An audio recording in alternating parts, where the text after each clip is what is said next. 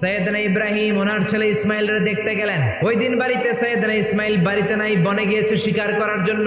বাড়িতে সৈয়দনা ইসমাইলের বিবি সৈয়দনা ইব্রাহিম ঘরের দরজার বাইরে থেকে সালাম দিয়ে বললেন, আসসালামু আলাইকুম। ভেতর থেকে কর্কশ গলায় একটা মেয়ে সালামের উত্তর দিয়ে বলল, ওয়া আলাইকাস সালাম। জিজ্ঞেস করলো সৈয়দনা ইব্রাহিম, মা কেমন আছো? মেয়েটা কয়, বেশি সুবিধার না। তোমাদের খাওয়া দাওয়া কেমন চলে? ভালো না। তোমার জামাই কই? বনে গেছে। এবার মেয়েটা বলতেছে, আমনে কেডা? সৈয়দনা ইব্রাহিম বলে, আমি কে চিনবা না? স্বামী যখন বন থেকে ফিরবে তোমার স্বামীর একটা সালাম দিবা, বলবা ঘরের দরজার চৌকাটটা যেন তোমার স্বামী পাল্টে দেয়। এই কথা বলে ইব্রাহিম চলে গেলেন। ইসমাইল আসার পরে বিবি বলতে আরম্ভ করছে, দুপুরবেলা একটা বুড়া আইছিল। বুড়া সৈয়দনা ইসমাইল বলে, কোন বুড়া আসছে?